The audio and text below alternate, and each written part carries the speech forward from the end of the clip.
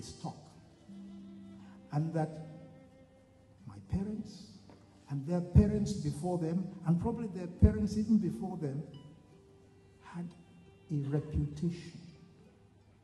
A reputation that it was now going to be my duty to try to defend, to try to protect. And that if I ended up with the name Kolade, for instance, that I was not the first bearer of that name. And that I must do my best to make sure that while I operated under that name, I did not do anything to disgrace it. This was the way we grew up in family. Fourthly, they said to us that the things that would get you far were things like honesty, probity, doing things right. Now, you see, in my family, they did not praise you for being honest. They did not, adulate you for doing the things you should do. It was the norm. It was the norm. So that's it. That's where we're coming from. That's where we're coming from. And these days, if somebody leaves a wallet or something in a taxi, and the taxi driver returns it or gives it to the police, we publish it in the newspapers. See, an honest Nigerian. Yes. For us, that was the norm. And so they told me in my family that you must not be a liar. Lying was bad. Stealing was bad. Immoral behavior was bad. So they actually drilled this into us. And anytime, because even though I look this way now, I was a child once. Anytime that I was tempted to tell a lie, and my parents discovered that I had told a lie, they made me understand in a physically painful way that it was not right. And the Bible says that no discipline is pleasant at the time, but that sort of thing builds you up. We were taught to respect older members of our family and older members of the community. If somebody came to our house who was older than I was, the way I greeted him, the way I deferred to him, was something that my parents monitored. And if I did it wrong, they first corrected me on the spot, and I had to do it right. Then after the man had gone away, they entered on my case. Loyalty to the family, and especially to the extended family. Because we were taught that the nuclear family alone was not the end of the matter. Extended family also existed. We were taught that hard work was the only way to show how productive you could be.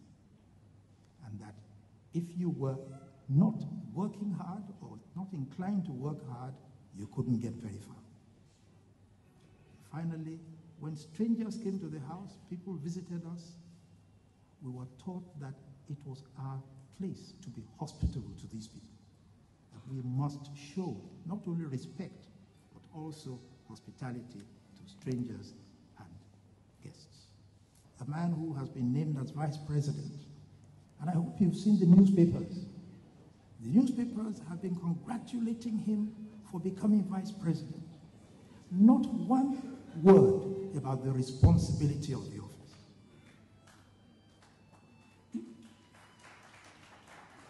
This is, you see, all these things go to the root of values. Values. That when you see people who win election as governor or get to the House of Representatives, the way that we treat them, the way that we build our expectations of them, this also shows the values that we expect them to operate by. What is our attitude to time, cost, quality, productivity? Do we take those things as serious factors of productivity, factors of performance? Do we believe that actually keeping our word as far as coming on time, looking for the most cost-beneficial way to do things, is this a value that we cherish? What is our attitude to communal discipline? What do we actually... You see, in each of our companies, our business companies, there is a certain discipline that says, you know, A follows B or B follows A and so on and so forth. But when we get into our social, political arena, what is our attitude to discipline? And what is our attitude to recognition? Recognition and reward. You know, it was funny to me when the day that the new vice president was being welcomed and installed, and somebody made a long introduction and said this man's name, and suddenly I heard the title GCON. GCON. You see, a national honor is an award. An award means there's a reason why you get the award. And if you haven't done anything with this new position, and you have already received the award, you have a news item that you're going to spend like 50 billion on transportation in 2010 for government officials, and you hear that they are spending 60-something billion to do a runway in Abuja. As custodians of our values, as citizens, what do we do? Should we just talk about it? Or is there something we can do to show that this is our resources, these are our assets, and if we're in government, you owe us responsibility to do them well, to use them well? Or should we just fold our hands, talk about it, complain about it, and wish for God to take action?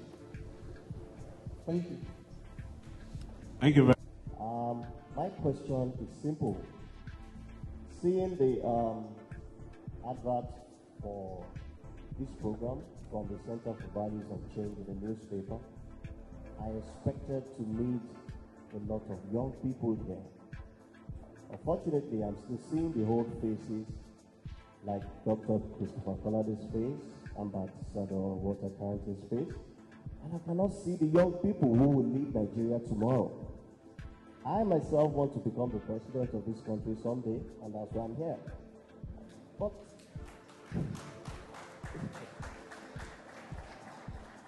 coincidentally, I still cannot see all the youth here. Okay, if Ambassador Kolade dies tomorrow, who's next? Chief Galifayemi today is there. We still haven't found any voice for the less privileged in the country. We don't know who steps into that shoe. Please, I need every elderly person in this symposium today to let us rise up with a voice and show the youth who the next leaders will be. I actually am talking regarding the youth as well. I have a passion for them. And it's amazing that a lot of people don't believe in them. I've spoken to a few people in public office at times about speaking at the conference for them, and they're like, there is nothing they can do, there is no hope, you can't really touch anybody. And my opinion is, even if it is one youth that is affected, one person can make a difference in the future. So the closer to all of us here is, how many of us are going out of here today to affect the younger generation? Ambassador Walter Carrington said, who are the youth looking up to today? What are the values we're holding before them? Ambassador Kolade has also said we should mobilize the younger generation. What are the values we're extolling right now? Because a lot of youth that I've spoken to, they're like, oh, it is money that is the most important. If you're telling them about responsibility, to them it is a foreign idea. What are we doing in our various capacities as individuals? Thank you.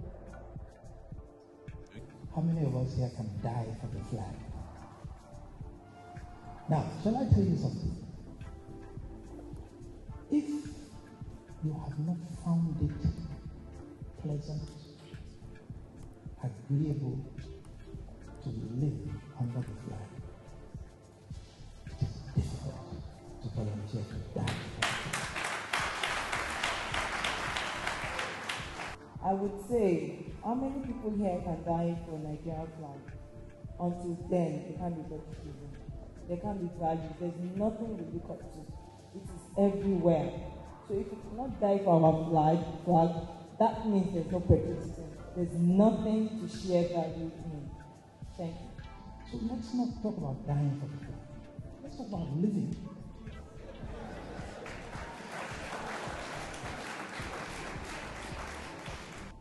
No matter how moral we are in bringing up our own children, that there are influences outside that can undo some of the things that we have done. But it is important that the children see in us